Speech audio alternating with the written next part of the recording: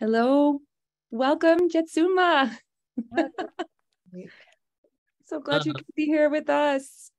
Hello, everyone. Ali asked me to give a little introduction to Jetsünma for those of you that don't already know her. I'm sure you already got an email that probably said everything that I'm going to say right now, but Jetsünma is a teacher in our lineage of Ewam and Namchak Dharma centers. She's a close student of Tulku Sang-ngag Rinpoche, and she did really extensive studies in Buddhist philosophy at Ling Monastery in South India, and completed their full 9-year program of study before going on to do a lot of retreats. So she did, in the Buddhist tradition, Tibetan Buddhist tradition, we have a traditional retreat that runs for 3 years and 3 months. She did that retreat and then did it again, and then entered a third time as the kind of retreat master, kind of assistant teacher of sorts for the third retreat. And so did a really extensive, almost 10 full years of retreat before also continuing then to teach in some of the nunneries that are directed by Tulku Sang-ngag Rinpoche, and then has been spending the last few years here in the States, where she did some studies, non-degree seeking studies at Harvard University, studying psychology and Western philosophy, and then has been splitting her time between the East Coast and Montana for the last few years, coming often in the summers for our intensive Buddhist studies program, the Shedro program at Ewam. And I've had the fortune of receiving a lot of Jetsünma's teachings, and I'm sure that you will all very much enjoy her sharing her experience and wisdom with us. So I'll turn it over to her.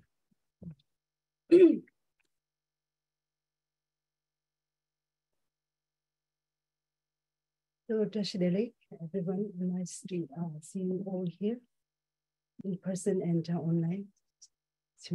Yes. Listen.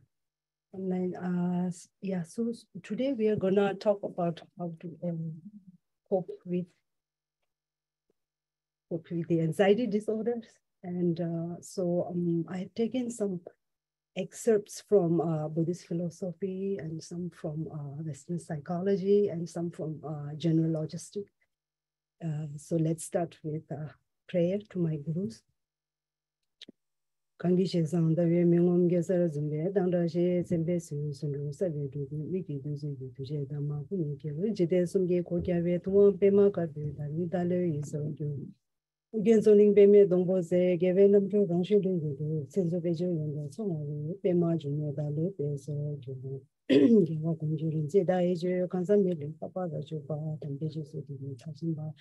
Kusum lama namla kusha so kada chuni gomba hindu chu hindu na shi tamshi patin na jor chengba ugen chemjo shabla so wa de tamba thume mendu tamba ye jesu sanga temba shi ge zena da re kade sunden je yu pande la mo so wa de cheki ingi potane tesum sange ge ni rasim chu ko so tenze ba zawe la me shabla so wa de le lu to ba ge wa chinge Kusum Sang-ngag Rinpoche the Khandro Jetsudi Khata Gadela Machi Sang-ngag Lami Shabdu Tumam Bala Kusum Ge Bachim Bokuno Chauze Shingyap Zucheo Chinge Lagdo so Manam Kalam Be Semje Tamje De La Name Lubang La Go Parchawa Nyambe Chunju Chodo Tuke Nesemba Shu so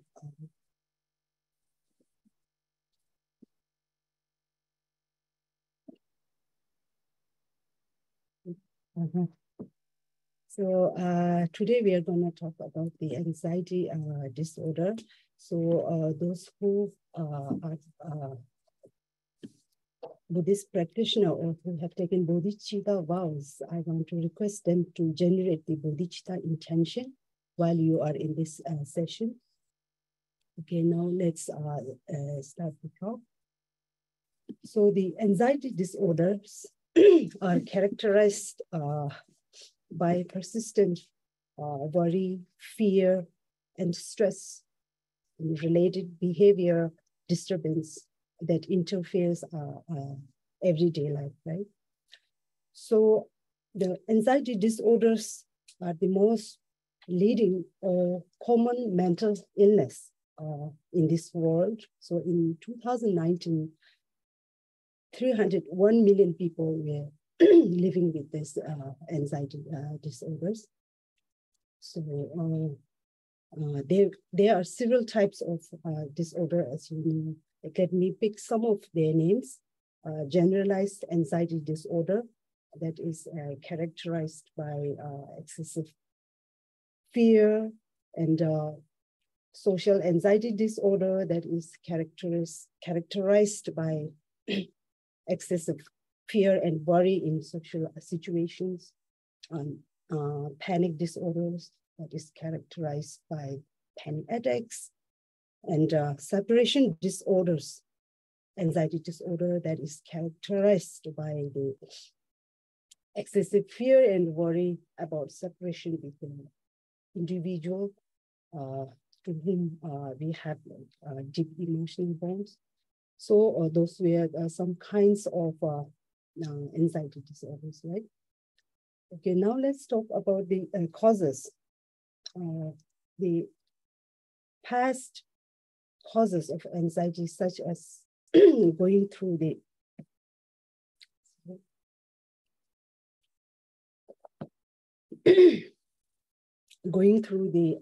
trauma and stress in our childhood, can also make a huge impact in our life, right?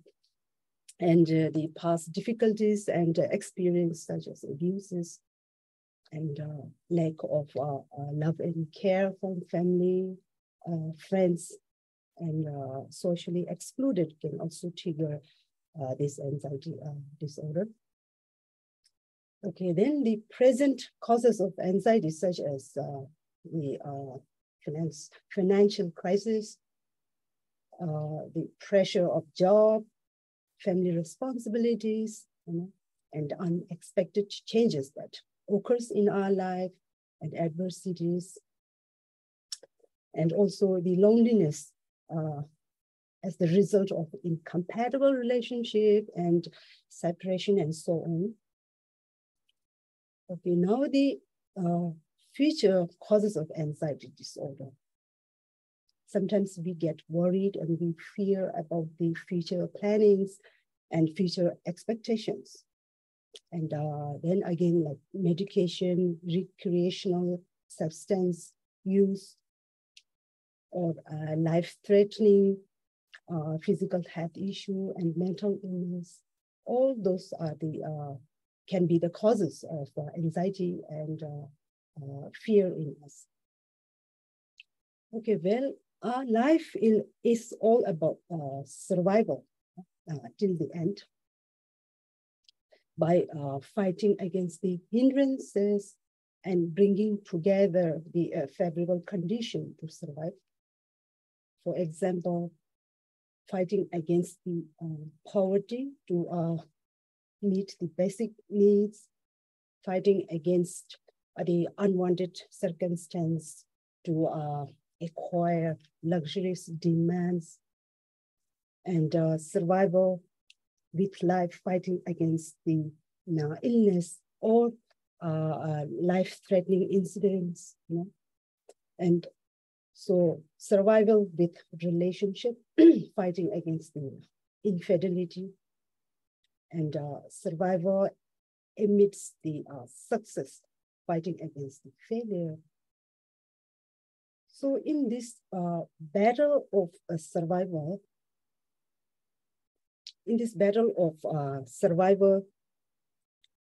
we built two kinds of emotional skill, or two kinds of emotional defense mechanism, which are hope and fear. So we built this hope and fear to sustain and to protect us, right? So the hope, it comes from desire, pleasure, interest, passion, in the form of acceptance to sustain our survival. While the fear, it arises from doubt, sadness, guilt, worry, in form of rejection, to protect ourselves, right? So now let's talk about this coping style. We beings are very susceptible and sensitive in terms of emotions and feelings. So that's why we get conditioned very easily. But at the same time, we have to know that we have intrinsic potential in us to cope with these negative influences in our life that exacerbates the anxiety. The feeling of anxiety, it comes from our mind. And the solution to the anxiety also comes from our mind, which means that it does exist in our mind. Okay, so there are two types of coping style. Emotion-focused coping style and problem-focused coping style. Emotion-focused coping style is associated with fixing the emotions, negative emotions. And the problem-focused coping style is oriented with fixing the external problematic situations. So the emotion-focused coping style is more beneficial comparing to the problem-focused coping style, because in this coping style, we tame our mind how to learn how to be composed, calm, focused, and how to gain the insight and knowledge. While the problem-focused coping style, it's a bit difficult because we can't control the all the external situations. It's too much for us. It's very vast. We can't have control over all the situations. So that's why Master Shantideva, he said that instead of investing our time and energy in cleaning the path full of stones, spiky thorns, why don't we just protect our feet by wearing a good shoes or boots, so that we can walk freely? So which means to say that instead of fixing the external situations or problem, why don't we concentrate and try to fix the internal emotional problems? So that's why today's my talk is based on the emotion focused coping style.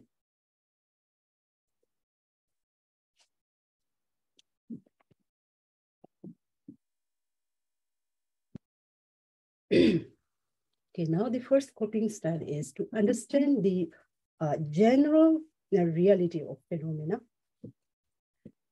The intense and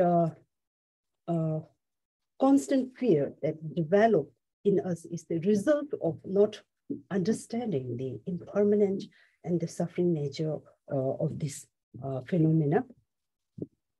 The nature that is common to all, the nature that is a reality of all the existence, right? So anxiety disorder are unable to generalize the occurrence of stress, fear and anxiety in our everyday life, from in different aspects, in different times. So Buddhist philosophy, it explains the truth of phenomena as interdependent, unreliable, and impermanence, So this introduction helps us to get full knowledge about the truth of phenomena, where unexpected changes can happen, those adversities, unfavorable conditions can happen unpredictably. So by realizing the nature of samsara, we can easily generalize the suffering to everyone, to all the people, So everyone suffer, everyone have tension, everyone has stress from time to time in different form and different aspects. So that's why this generalization help us to think that I'm not alone in this, everyone has to go through this, so it helps us to mitigate the severity of fear and the worry in us. Okay, so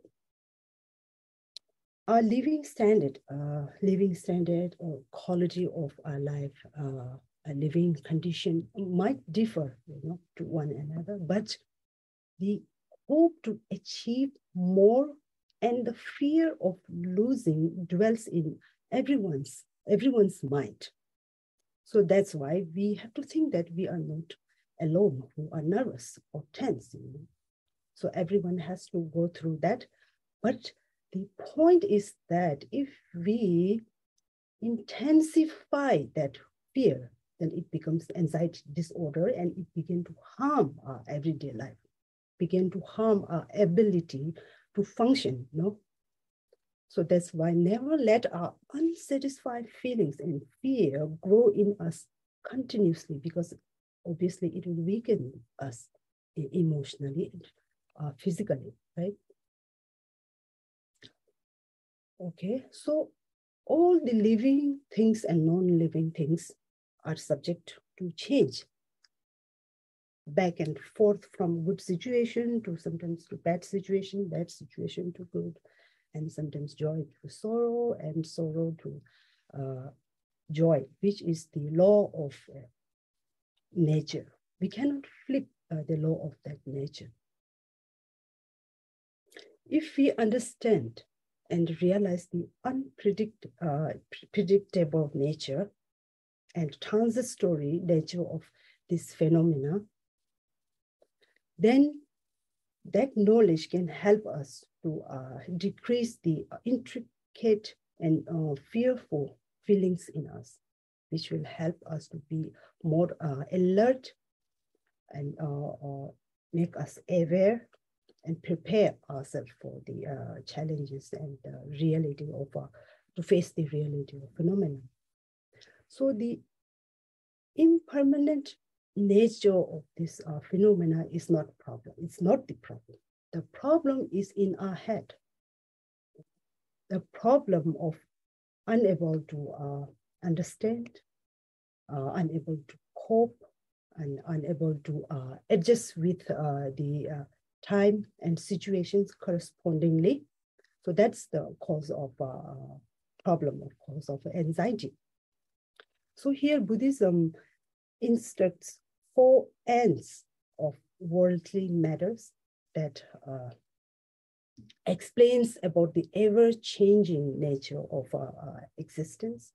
So the 4 ends are the birth ends in death, the accumulation ends in diminishment, prosperity ends in decline, and the meeting ends in departure.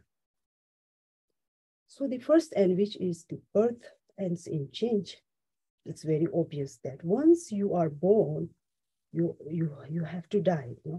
Even we and our close to one, everyone has to die. It's just a matter of time. And the second end, which is the meeting ends in separation. The gatherings of families, friends, always ends in temporary departure or permanent separation. And the third end is accumulation ends in diminishment. The earning of income ends in spending. Accumulation ends in dwindling. So sometimes our bank balance ends in bankruptcy too. So it shows the third end.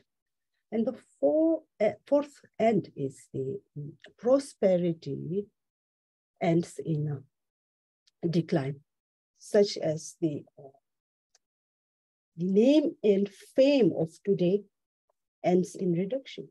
The promotion we have today ends in retirement.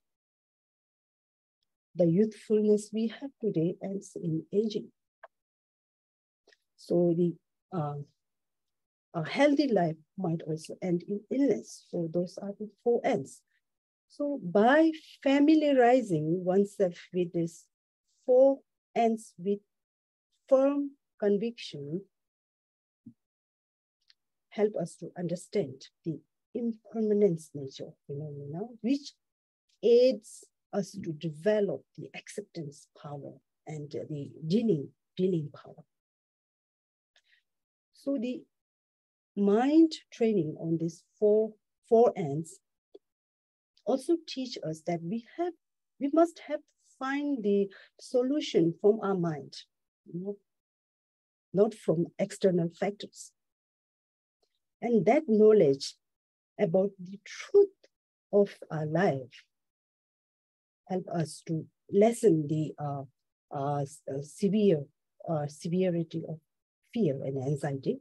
So in short, this knowledge help us to broaden our understanding, and which through that we can reshape the perspective on our life, and it also enhance our coping skills. So that is the first strategy or coping style, that we have to generalize the nature of phenomena to everyone, to every being.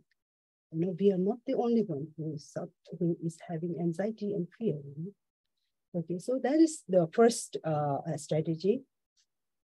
And the second strategy is move with the times, to update with the times.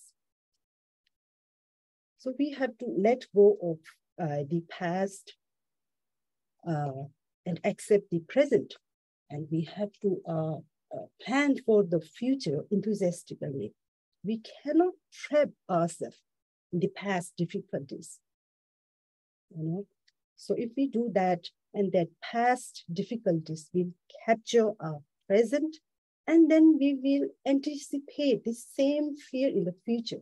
So it's like kind of vicious circle, we cannot get out of it. So that's why in Buddhism, it says that once an entity is formed, it has to change, and it has to cease at the end.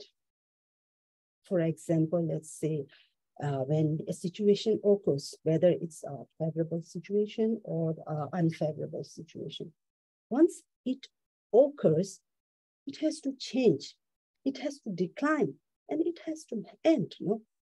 So that's why none of the existence is permanently perfect, and no part of the existence is permanently imperfect.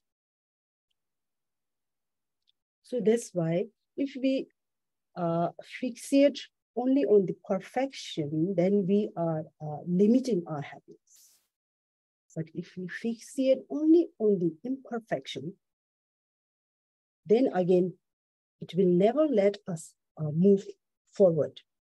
So that's why we have to change according to the time and situation.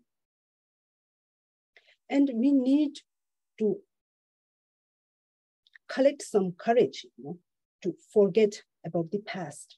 And we have to forget, and we have to forgive the past difficulties.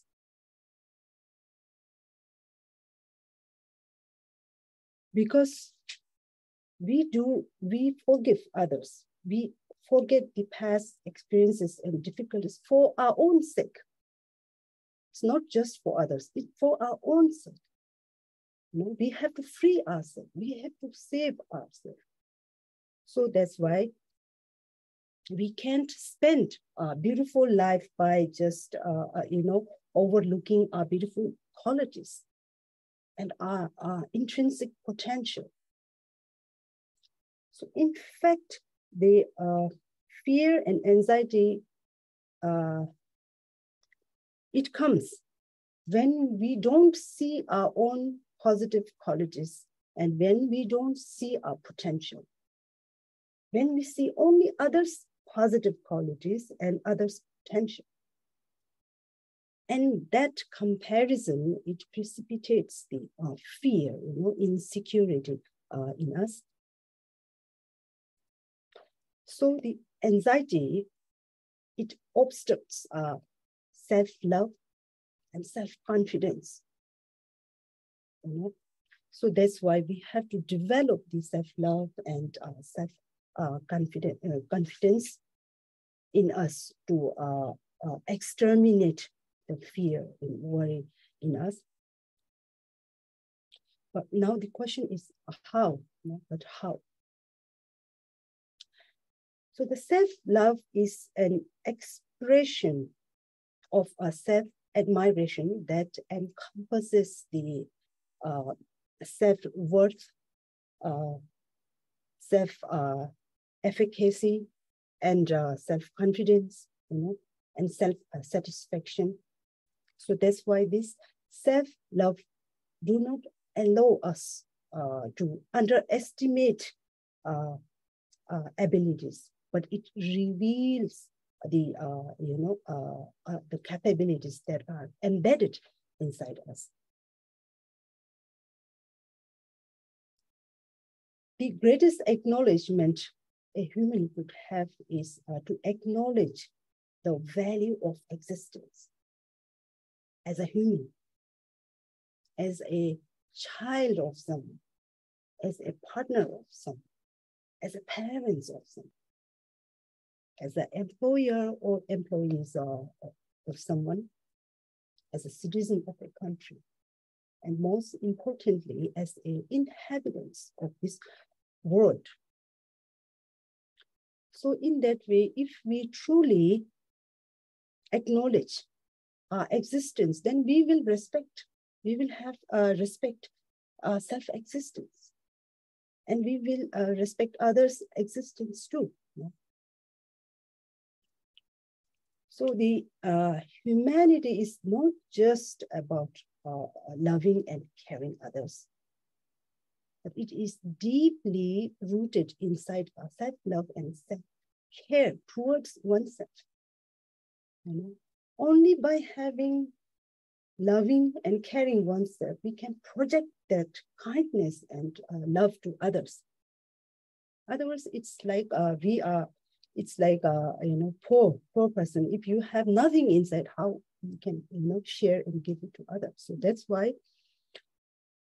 Okay, so no matter if you are successful or not, no matter if your wishes are fulfilled or not, no matter if your life is messy or not, this achievement and failure do not give us the happiness or cannot make us sad. The joy and sorrow, it comes from our feelings and comes from our emotions, our thought that judge our achievement and our failure.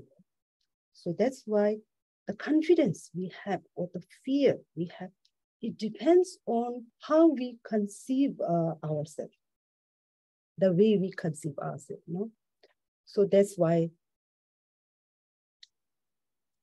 the self-concept the self-concept is our overall thoughts and feelings about our own characteristics and about our feelings, our responsibilities, our relationships, our wishes, and our achievement from our perspective or from others' perspective. So we judge ourselves according to our self-concept. And when we are not satisfied with the judgment or evaluation of our self-concept, then we question ourselves. Then sometimes we lose confidence in ourselves. That conditions the anxiety and fear in us. So that's why when our idea of perfect self does not match with the existing self-concept, then self-conflict arises. Then the self-confusion and sometimes self-hatred can also arise, due to that reason. So our concept of perfect self should not only based on achievement, and success, because that narrow self-concept have the high chance of developing the self-discouragement, conflict, and self-hatred in us. So that's why the idea of perfect self-concept should also be based on the profound and vast ability of humanity and the wisdom, which has the capability to accept the changeable nature of phenomena, which has the ability to accept the interdependent nature of phenomena, which has the ability to exercise the righteousness, conscientious in us, which has the ability to value our existence in this world, our precious existence in this world, and which has the ability to change, and adapt according to the time and situation, and the ability to appreciate the privileges we have, even the smallest, and the ability we have to feel gratitude and to feel self-containment.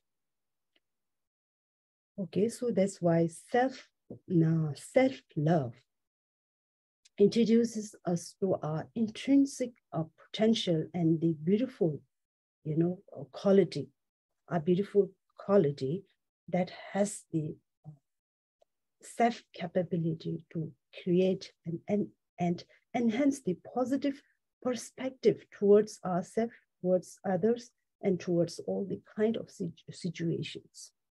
So that's why the second strategy is based on admiring oneself, admiring oneself to gain a confidence, because the fear of anxiety, it obstructs our self-confidence and our self-love. So we have to gather some courage to pacify those fear and anxiety through gaining the self-love and self-confidence. Okay, now the third strategy is about reflecting on the positive side of life activities, or positive side of the problematic situations. Okay, so even after many tries and struggles, if we can stop or correct the problematic situations, then we have to stop being stubborn. We have to change our perspective towards the problem, So look at the problem as a challenge, not as a threat. And we have to look at the problem from a positive angle. So in that way, we have to handle our anxious mind very carefully by reflecting on the positive side of our life and the positive side of our activities. So we have to develop the self-trust and self-confidence. And for that, we have to admire and we have to believe in ourselves. Okay, so sometimes it is okay to be imperfect. We don't have to be perfect and successful all the times, in every way, in whatever we do, So that's why it's okay to be imperfect sometimes. Because the fear of encountering the failure, it stops us from performing, as we know that. And so it also hinders us from accepting the problem as a challenge. So if we are really concerned about the perfection, then we must find the perfection from our inner characteristics, from our personalities, from our attitudes, So that's why a master, Shantideva, he said that if we can solve the problem, then why are we worrying? If we can solve the problem, then what is the point of worrying? So that's why we have to stop ruminating and thinking on the problem, when the problem is unlikely to solve. So instead of that, we have to be calm for a moment, like take a deep breath in and out, to calm ourselves for a moment, just for a moment. Give a space for our logical sense to work. Then let's think that, in our life, the biggest asset is the peace of our mind. It's the happiness, our happiness. Then why we are disturbing this peace of mind and happiness just to attain another peace and another kind of happiness, So that's why we have to use a logical sense here too. And that is the third strategy.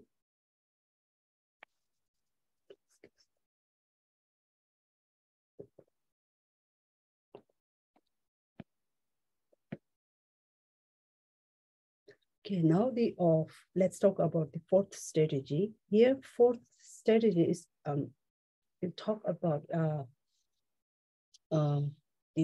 sometimes we need fear, and sometimes we need fear and doubt in our life, because sometimes it's beneficial for us in our life. No? So that's why having the ability to apply positive imagination and negative imagination whenever and wherever it is needed, particularly in a situation, if we have that ability, then that ability is very significant way of coping with the stress and anxiety. In some cases, the negative imaginations are needed. It's beneficial, for us to prepare for the stressful events, such as, let's say, if I don't learn how to tame my mind, then I might face work-related stress in future. Or if I don't learn how to the self-defense technique, then I might face a dangerous situation in future. So that kind of fear and doubt are sometimes beneficial in some cases. So it can alert us to the danger, and it makes us aware and prepare ourselves, and pay attention to stay safe sometimes. So that's why anxiety is a normal reaction toward the stress. So we might feel anxious and nervousness when we have to tackle with the problem, and we also feel tense when we have to go for interview or to take test, or when we have to make an important kind of decisions, sometimes. So the anxiety is just a normal response to the stress, but the anxiety becomes mental disorder when it involves excessive fear and nervousness, that goes beyond the regular tense, that goes beyond the, regular nervousness and slight fear we have from time to time. Okay, so anxiety, it becomes mental disorder when we overreact And when we can't control our physical or emotional response to the situation, and on that, if the fear disables ability, then it becomes then the anxiety becomes anxiety disorder or mental illness. Okay, now the fourth strategy, which is the last strategy here. So it says implementation is more important than the strategies. So far, we have discussed about the plenty of strategies, but when it comes to the practice, we might feel the difficulties if we don't have a good command on our emotion, good command on our mind. So for that reason, I personally think that we need a bit of focus for determination, and we need self-control for commitment, and we need insight, wisdom to differentiate between right and wrong. So that's why this sense of self-control, the sense of concentration, it helps us to fixate on our resolution, and the sense of self-control, it makes us more disciplined, and it makes us believe that we can master the situation, and or we can produce the positive outcome. And the insight knowledge or wisdom help us to understand the nature of the situation. So the practice of this meditation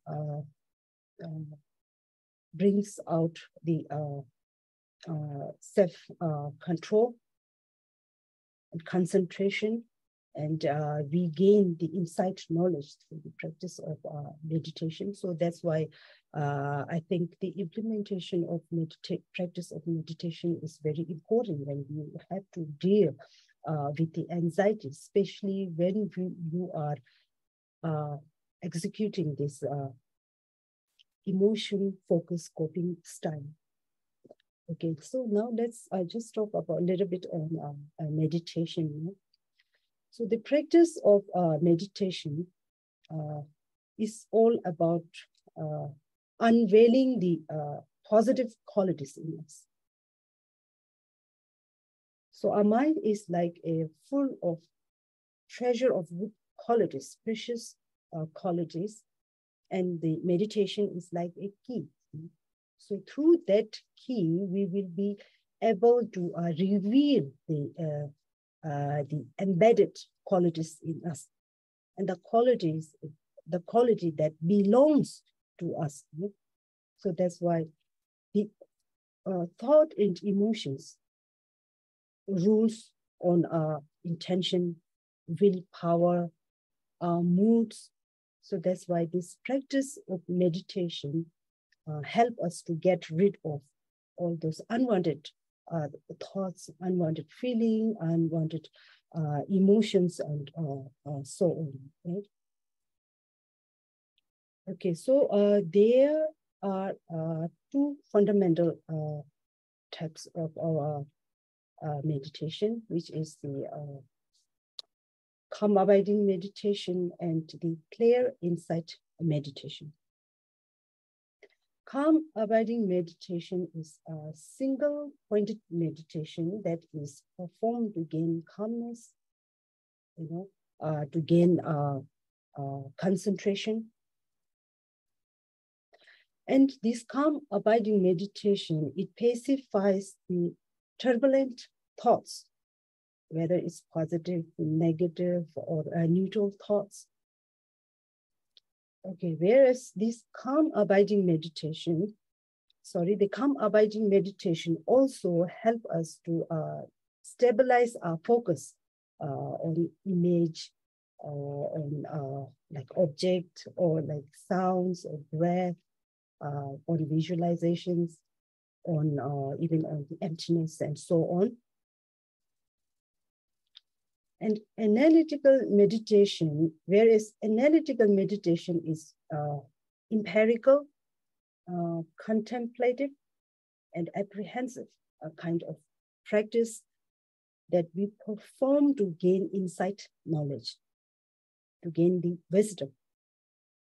Analytical meditation, it scrutinizes the nature of phenomena, it reads the situation, it scrutinizes the matters, feelings, and so it also analyzes the emptiness, interdependence nature, impermanence nature, and so on. So clear insight meditation is divided into two sections, the analytical meditation and the resting meditation, right? So analytical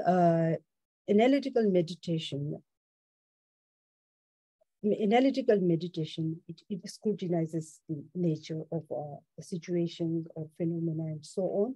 And the resting meditation, it rests on the conclusion, whatever analytical meditation have analyzed.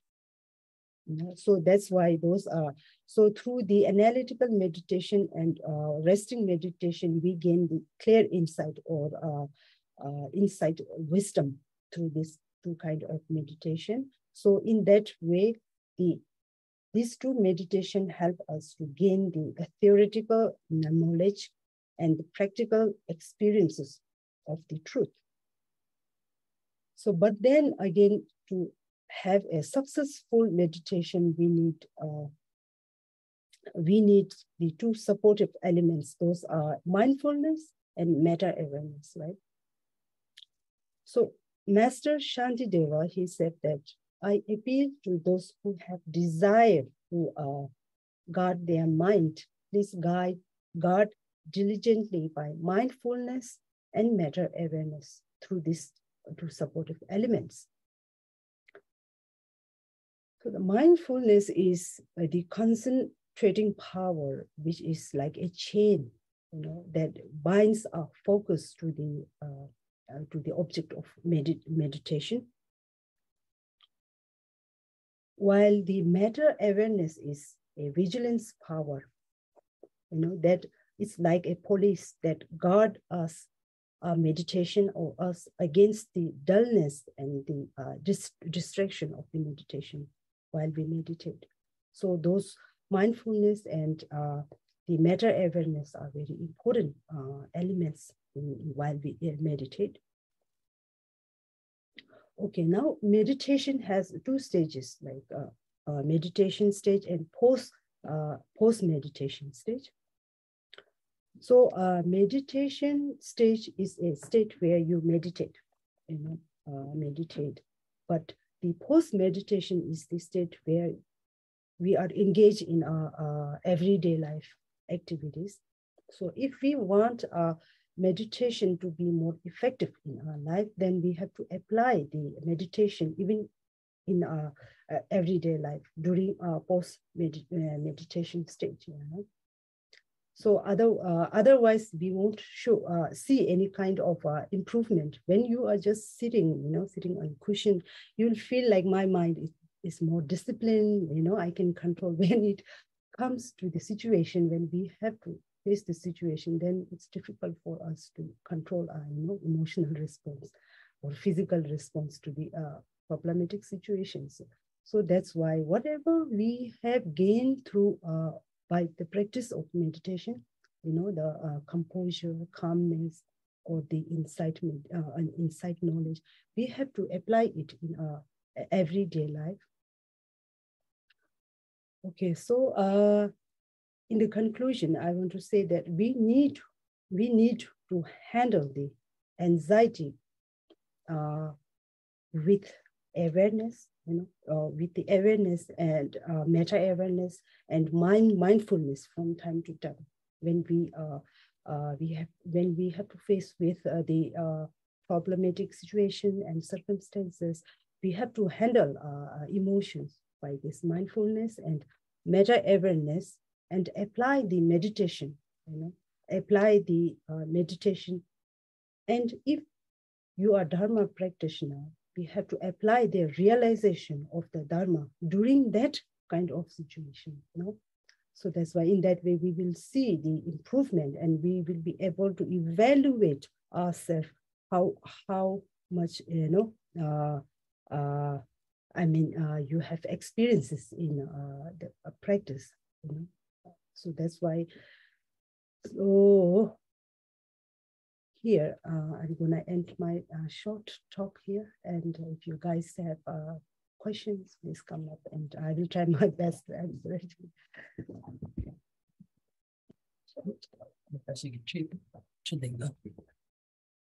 Okay, so you guys there online, if you want, you can turn on your microphone or you can type in the chat if you have any questions. And also, anyone here, if you want to ask a question.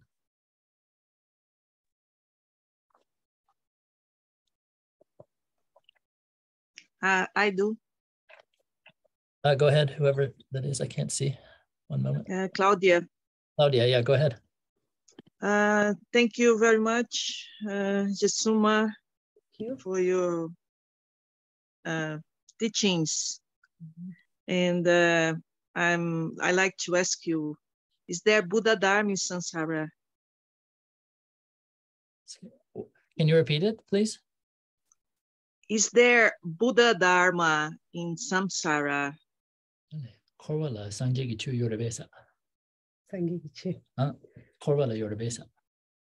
So basically the korwa, samsara, the realms where we are born, actually we call the samsara is known to be to have a nature of suffering, right? So whatever the suffering and the liberation we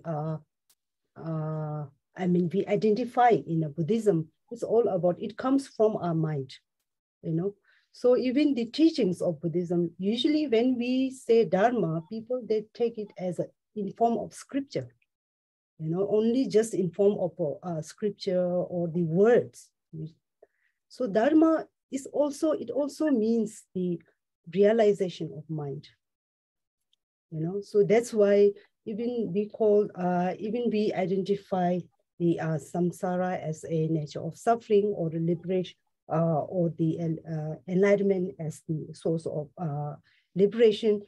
Everything, it occurs in our mind. So that's why if you say, is there dharma in samsara, of course there is a dharma in samsara. Thank you. Yeah, but we have to identify the, we have to get the the thing is, we already possess the Buddha nature in us, which is the intrinsic realization of enlightenment is already in us. But the thing is, it's embedded, it's dormant in us. So that's why we have to take the help of teachings from gurus or read the scriptures and do meditation to reveal that kind of the intrinsic realization in us, which is called the intrinsic enlightenment, or you can say the Buddha nature in us. So that is the real Dharma. Thank you. So I have a question. When you're caught up in the fear and anger in the moment, and you're hot with that anger and your fear, is there a particular meditation or practice that you could recommend when you're consumed with this fear and it's very real, you can feel it? I'm going to repeat the question because they can't hear, I think. So someone here presently with us asked, is there a particular meditation or technique that you recommend, when you're in the grips of fear or anger, when it's really powerfully there with you, when you're hot with the emotion? Yeah, as you said, I can understand you because I am also very short temper kind of person. So the thing is, that kind of movement, the main thing is that we have to use the logical sense. But the thing is, logical sense, it doesn't come out like that movement. And for that movement, the mindfulness is important. So that's why we meditate. Meditate to exacerbate the mindfulness. To get useful of the mindfulness. Yeah. So that the thing is, when I feel, according to my personal experience, when I feel like the anger in us, like feel the emotional reaction and even the physical reaction, everything, then the thing is, that moment, it's very difficult when it goes high. But then after a moment, like I feel like, oh, I'm like captured by this anger, and I try to calm down by taking deep breath in and out to, just to calm myself for a moment, to get a little space for my logical sense to work. So then during that time, the most important thing is, if you can just grab that, the logical sense from that movement, when you are a little bit calm, then that logical sense, it works very well, so that you will be able to think, oh, I shouldn't do this and that. So in that way, conscientiousness also helps, So that's how I apply my this strategy when I'm very cannot control my anger. So yeah, but the physical reaction, it takes some time to calm down. Even though I'm already come from emotionally, but for physical time, it takes sometimes.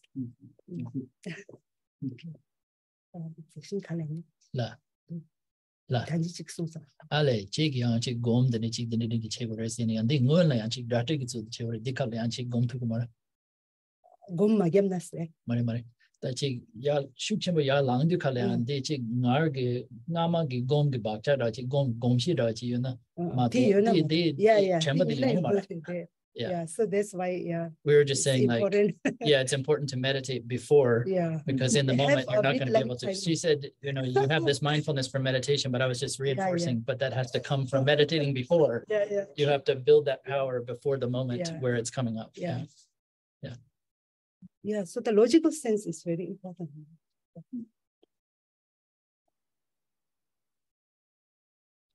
Anyone else here or online?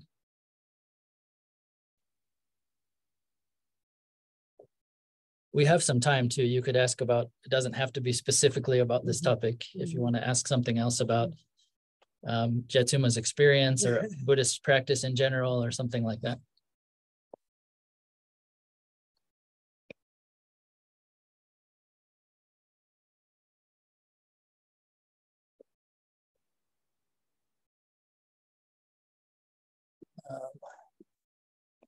Someone asked, are there mantras or things we can use to repeat during meditation to help work towards self-love? So most of the mantras are like, if you concentrate on the mantras, most of them are like Vajrayana practices. So in the most of practice of Vajrayana, especially the inner tantra, when we visualize and recite the mantra, during that time we have already visualized ourselves as a deity, So that's why Yeah, so I'll just explain just a little bit. It means that you have literally visualized yourself as a Buddha, which means you've already recognized your inherent enlightenment. So that's you've already fully acknowledged that self-love in that moment. And that's the context in which you'd be doing mantra practice normally. Yeah. More than self-love, self-enlightened, you feel like, self-enlightened. The need self-love get up shit out kind of self-love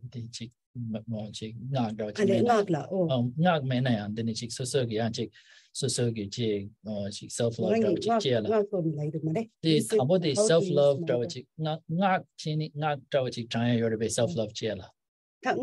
especially there's no kind of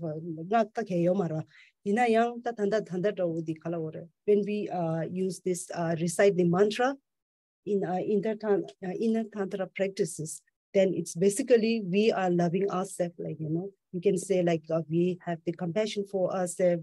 Let's say if we are visualizing ourselves as a generous, then it's like about the compassion, not just for oneself, but for all the sentient beings. So it encompasses the universal love, universal compassion. So that's why whenever you visualize yourself as a deity according to the inner tantra practices, it means that you love yourself.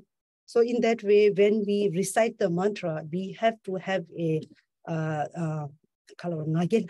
deity, pride of being the deity. It's like called divine pride. Like divine pride. Really believing that you are a Buddha. You have all those potentials of that specific deities, or you have all the potentials of these Buddhas. So that's why you don't have to.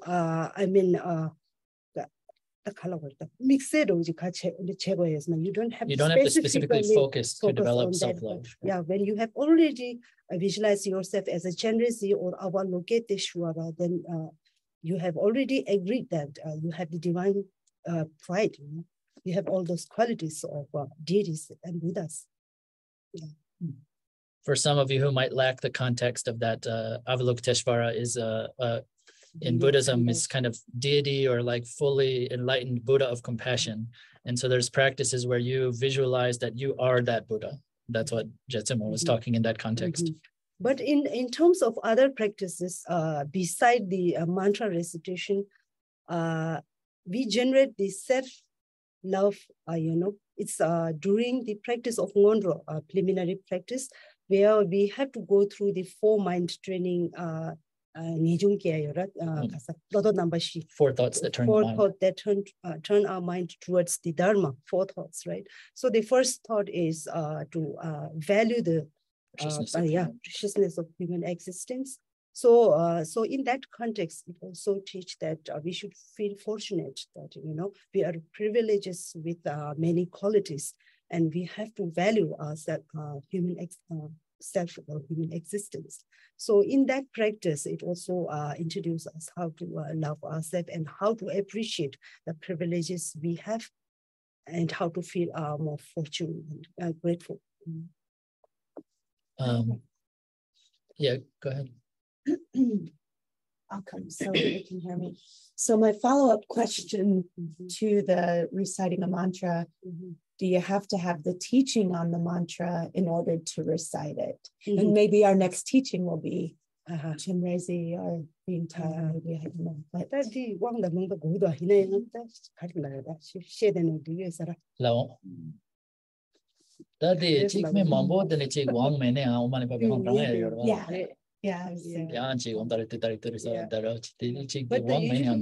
yeah, if you seriously want to practice or make your practice more effective, then you have to receive the empowerment and oral transmission of those, in particular deity and the deity's recitation mantra when you want to recite it.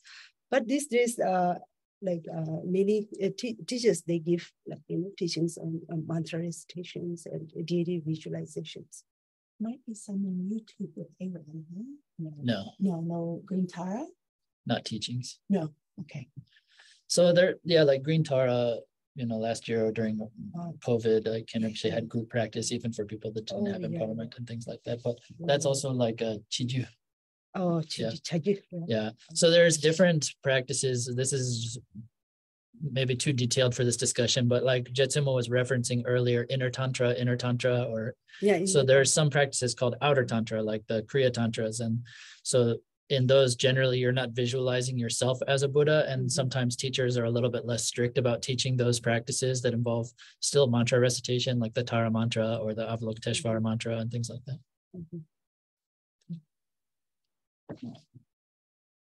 Oh yeah. Philosophical question. The Eightfold Path, right livelihood, we shouldn't support military, we shouldn't serve in the military. Bodhisattva stands up for people that have been taken advantage of. What do we do about Ukraine?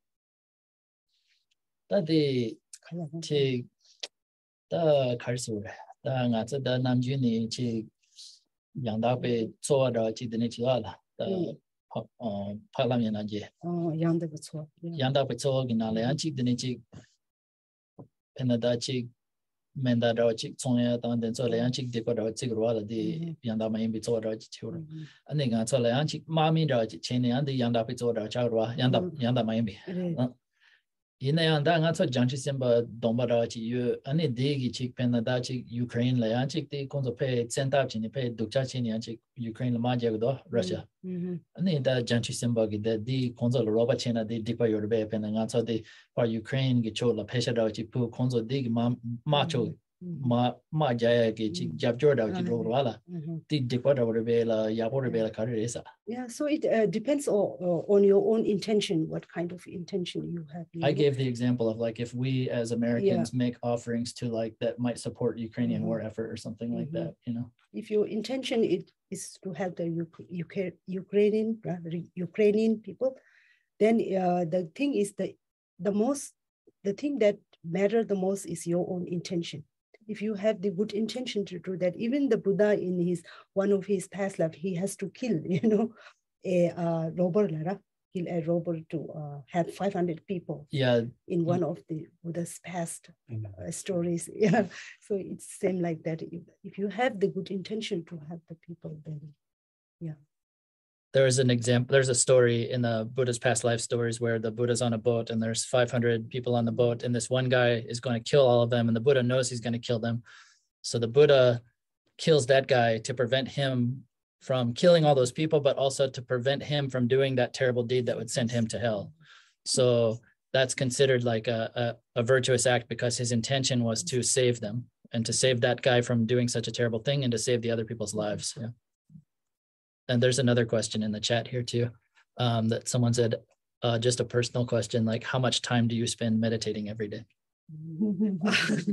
These days it's quite difficult because I have to handle the administration, but Jetsünma is helping manage the Ewam Garden of 1,000 Buddhas and the Ewam organization. And morning and evening session, yeah, I do like all those practices of Khandro and whatever recitations we do by visualizing 1 hour. But the more than that, I don't want to sound very proud, but the thing is, when you do a meditation for a very long time, like practice for very, very long time, the meditation, it becomes a kind of like a breath to us. We need the breath every time, right? Like even it's good that if you can spend the session for meditation, especially for like, an hour or like just for 15 minutes or 10 in a lab. But when you get too much used to that kind of, no. Yeah, too much meditation, you get used to that kind of, I realize yeah. So the thing that I have realized by doing like 9 years practices in one place, in a very secluded place in Nepal, in a retreat center under Tulku Sang-ngag Rinpoche.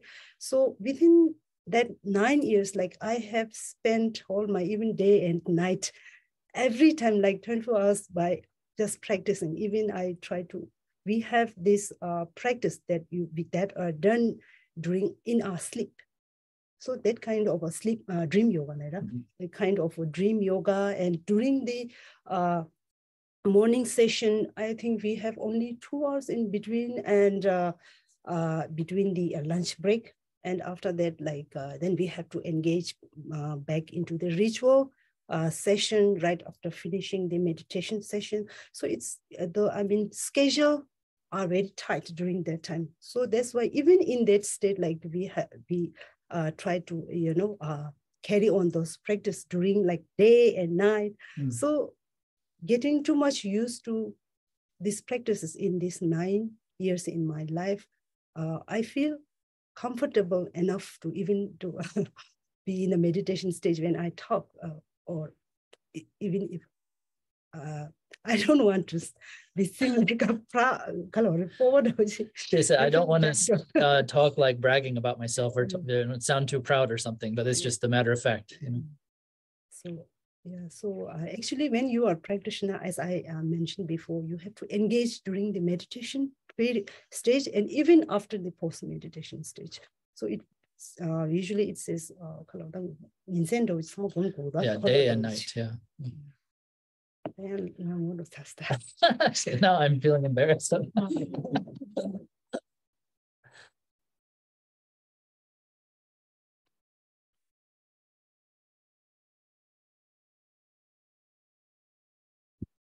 Okay. Is it a breach of etiquette to ask if people have come close to or achieved shamatha? Di dachik china dani chik medikpa yuna samsan dachik dusa. Ni di pena chegi chik shine or tembo dachik topsong yesa. Yang dindri china dachik yapamindues dachik.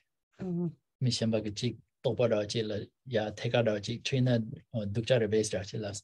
And they that konde dachik. Is it a breach of etiquette that they chik pe marab dachik?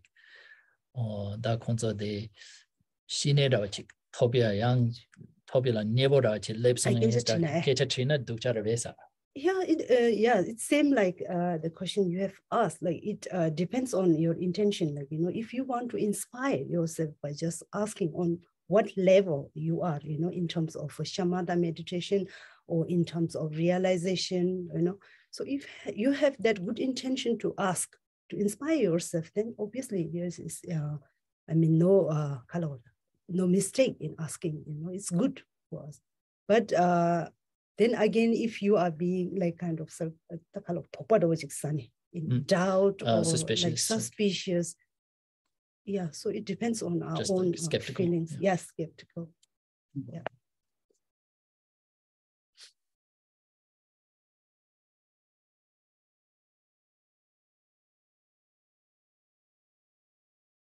We still have about 15 minutes if there's any more questions. If not, we can conclude.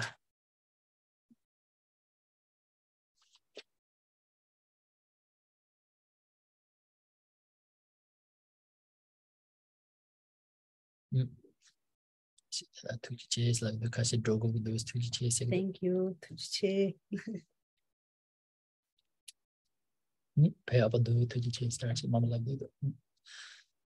Okay. Thank you for being with us today and giving us your precious time. Thank you. Thank you so much.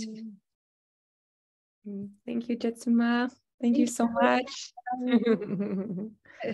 Oh, and let me give a little plug here while there's still some people here. For those of you who don't know, for people who might want to go deeper into these teachings of shamatha and vipassana, calm abiding and insight that Jetsünma was mentioning, we're just concluding tomorrow an intro to meditation class that was doing shamatha, calm abiding meditation tomorrow, but we'll do that again sometime soon. And then starting in the spring, there's going to be a program called Walking the Path. And that is a more intensive program of shamatha, vipassana, calm abiding, and insight, where Namchak Khen Rinpoche goes through and gives teachings. And then you have kind of homework. He gives you actual meditation guidelines, like for this next 6 months, you know, for 30 days, do this kind of meditation, for 30 days, do that kind of meditation. And there's an opportunity once a month to check in and check your progress with him and ask whatever questions and doubts you might have. So there will be a new program of that starting in the spring. So keep an eye out for that. Namchak will be advertising that. So that's a really great opportunity where you not only get the instructions, but you get chances to check in and you get kind of structured kind of meditation kind of homework program. So. And can I add that we have each Monday through Friday, we have a morning meditation at 8 a.m. Mountain Time. So if you'd like to have some accountability for your practice and show up to meditate with others in community, we join online virtually Monday through Friday at 8 a.m. So it'd be great if any of you wanted to join. And then we also have 2 retreats coming up with Namchak Khen Rinpoche. The 7th through the 9th will be in Oakland, but they'll also be hybrid, so you can join online. And then the 14th through the 16th will be in Missoula, and that's also hybrid. And the first weekend is mainly going to be about kind of the foundational teachings of Buddhism, the Four Noble Truths, interdependence. And the second weekend is more about the Mahayana path, the 6 perfections, bodhicitta, that sort of thing. So. Okay, so Jetsünma and I are going to say a little dedication prayer in Tibetan.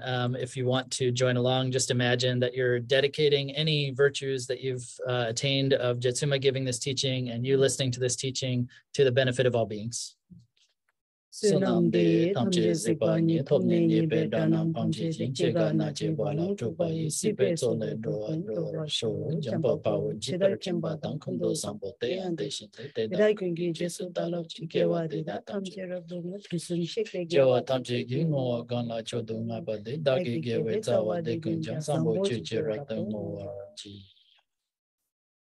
Thank you, everyone. Good night, everyone. Good night. Thank you. Thank you. Thank you. Good night. Night.